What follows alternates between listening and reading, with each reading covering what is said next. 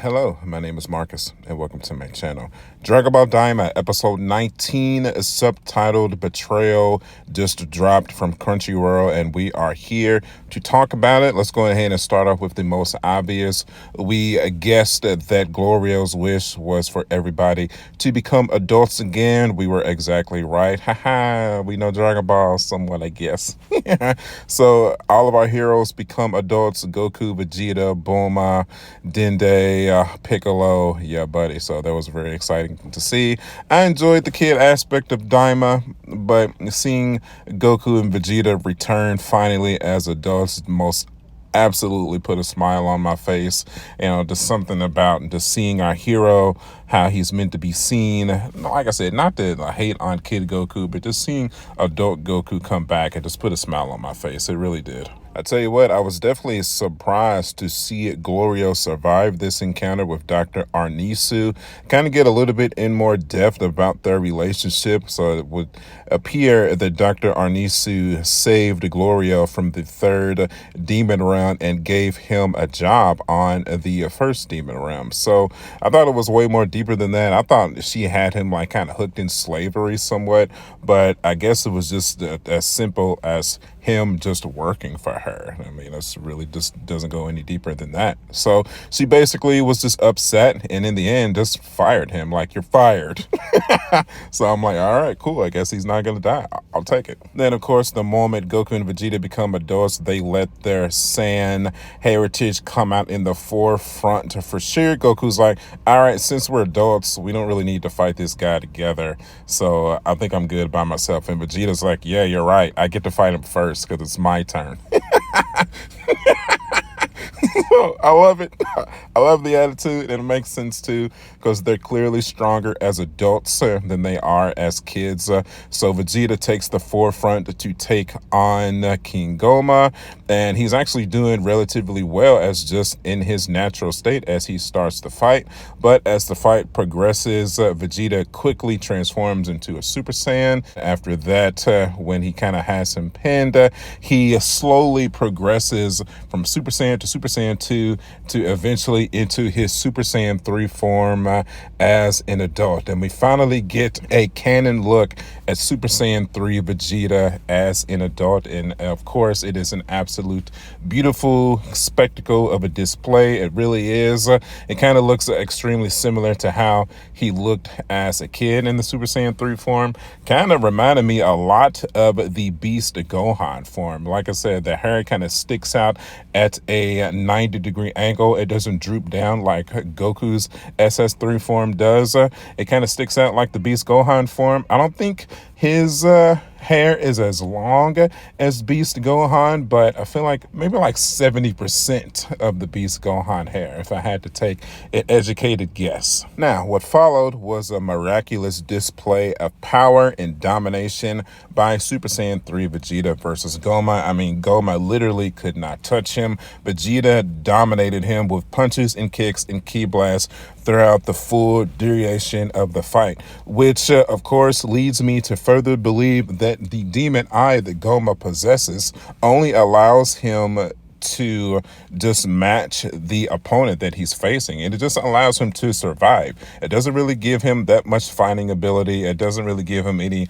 martial arts knowledge. It just gives him strength and invulnerability, even though Vegeta pretty much gave him multiple different types of finishing blows. I think I counted out at least 3 to 4 typical finishing blows from Vegeta. Gomah just bounced right back up. It's almost like immortality from the Dragon Balls. It kind of reminds me of Garlic Jr. It's like no matter what they throw at him, it's just not enough to take him down. It's almost like a kind of a Zamasu feel. It's like where you almost have to just obliterate him completely to be able to take him out. But finally, through the duration of this fight, Dr. Arnisu and Majin Ku and Goku and Piccolo discern on how to deal with the demon eye, because it's becoming very clear to everyone that no matter what they throw at him, no matter how much strength they put into the fight, the demon eye is just going to power up Gomah or whatever user that holds the demon eye. It's just going to power you up enough to be able to handle the damage that's being dealt to you. It's just going to keep you invulnerable. So they figure out that to get the demon eye away from Gomah, you have to be punched hard in the back of the head 3 specific times in a row in repetition. So 3 distinct punches in the back of the head, and then that should be able to knock the demon eye loose to take away the power of the demon eye. So very excited to see Goku and Piccolo put this into action. Now, that's not to say that that took anything away from the Super Saiyan 3 Vegeta versus Gomah fight, but you can definitely see that the Super Saiyan 3 stamina issue was beginning to take its toll on Vegeta rather quickly as he was using all of his best moves on Gomah. I mean, it's pretty cool that we got to see a final flash from SS3 Vegeta as well. There was a beautiful spectacle of ki blasting potential. Then Gomah even shot his own specific mouth blast at Vegeta as well to try to challenge it.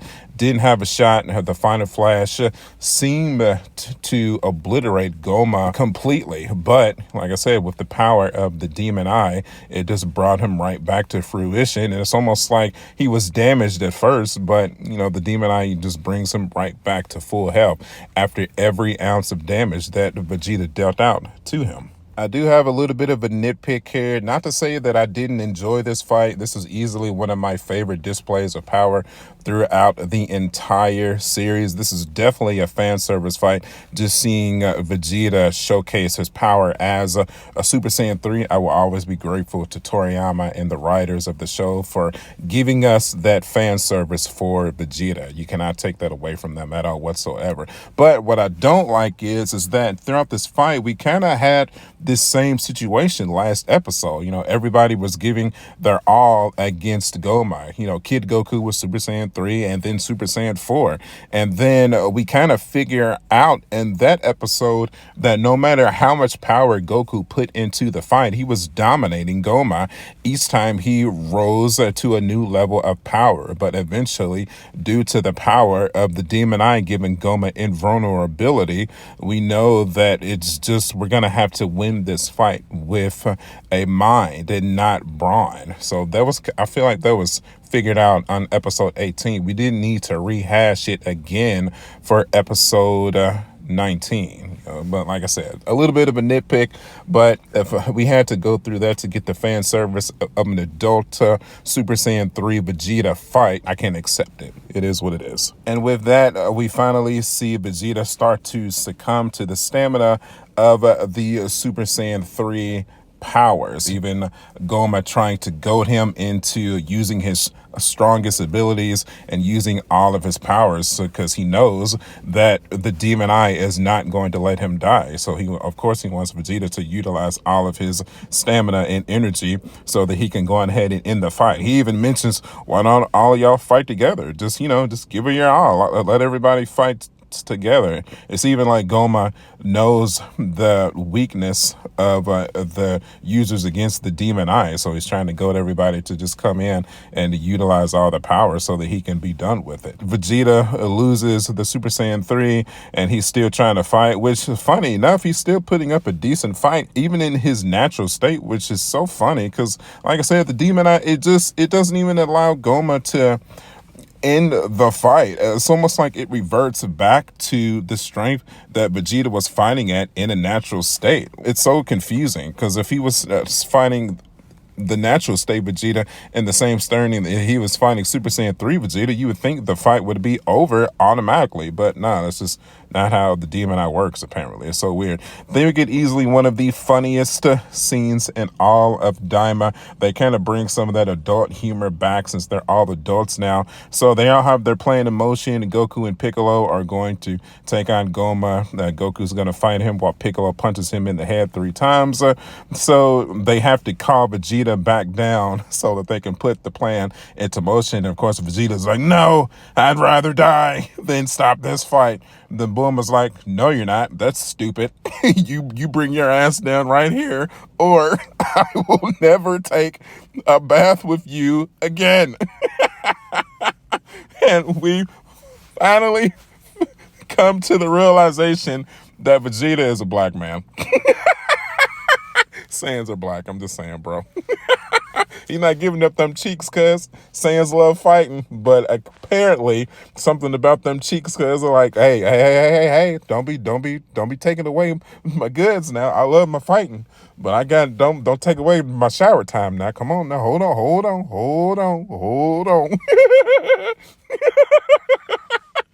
Like, whoa.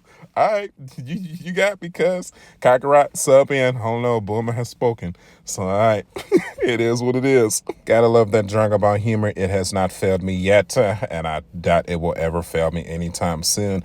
Then our boy Goku steps into the fray, and he starts to showcase one of his more iconic scenes, actually a copy of a scene from the Buu Saga. Very, very cool. He begins giving the demonstration for the levels of Super Saiyan, exactly how he gave the demonstration to Majin Buu and Babidi all those years ago. It was excellent, man. First, he transformed into the legendary Super Saiyan. Then he went into the East Ascended Saiyan, or you can just call this a Super Saiyan 2. And this is when you go even further beyond, and he transforms into the Super Saiyan 3, the legendary Super Saiyan 3. And then, oh man, boy. Before we go on beyond that, can I just take a second and appreciate the art imagery that was showcased in this episode? The animation was just outstanding. It really was. The lightning aura around the Super Saiyan 2 and Super Saiyan 3 designs has never looked better on screen. The flowing hair of the Super Saiyan 3 design with Goku has never looked better. Even the standing stiff Super Saiyan 3 hair of Vegeta, it looked absolutely amazing. It's like every strand of hair was sketched out and animated and sparkled to pure perfection. You cannot take that away from the animation team.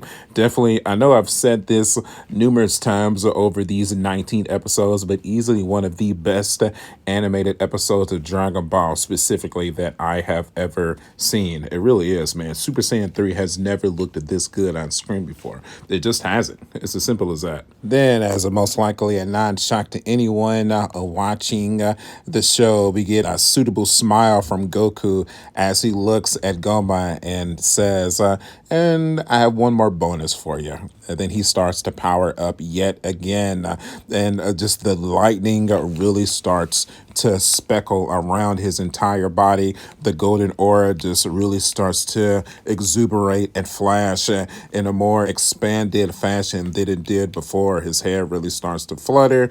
You can see the power within his body really start to emerge and transform once again. And at this point, we start to realize that Goku somehow has already been able to master the transformation from the extended power that Nevu gave him from the power boost. So cool, man. Again, I want to focus on the animation here and the vocal ability of Japanese voice actress Mizuko Nozawa. Can I just clarify real quick that this woman is 88 years old. She is 88 years old, still being able to scream at the top of her lungs like she just started voice acting Goku. It was such a mastercraft of voice acting here. We cannot just ignore this, guys. Like this is a talent. This is not just some skill that was just developed over like a short amount of time. This is a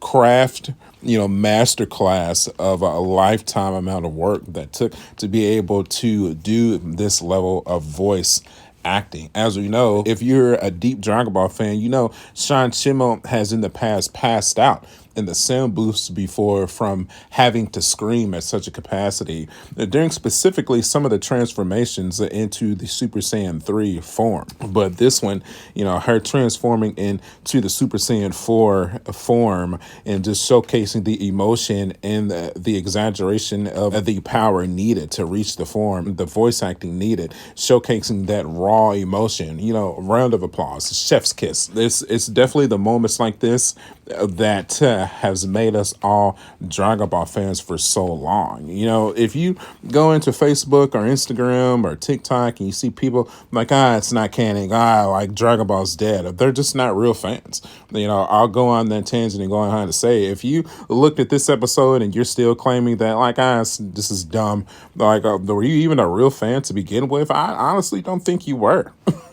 You know, I'll take it right there, bro. When it's time to hate on Dragon Ball, I'll give the go ahead when it comes to the storytelling and let y'all know when it's time to hate on Dragon Ball. But this specific episode right here, you know, the Super Saiyan 3 Vegeta fight, the Goku demonstration of the Super Saiyan, the power of the demon eye making Gomah invulnerable, the figuring out of finally how to defeat the third eye, and just the animation of the fight choreography, the power auras, and the lightning effects, and the transformations, all in this one 25-minute episode. This here is the core of what it means to be a Dragon Ball fan, period. This is why we're all here. This is why you're listening to this random stranger on YouTube talk about this anime that we all love so passionately. This is why there are hundreds of action figures on my shelf right now representing this anime and this manga. This is why I have been a fan of this anime for 30 years.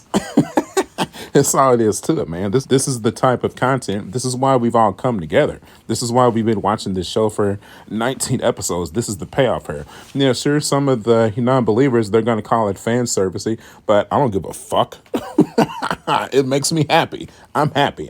This episode makes me just pure, just joy, just happy. This is why we're all here, and I hope to see way more of it in our conclusion episode 20. I cannot wait, man. I love this episode. I don't think I'm ready to say this was my favorite episode of the entire series. It's definitely up there. It's definitely top 3, though.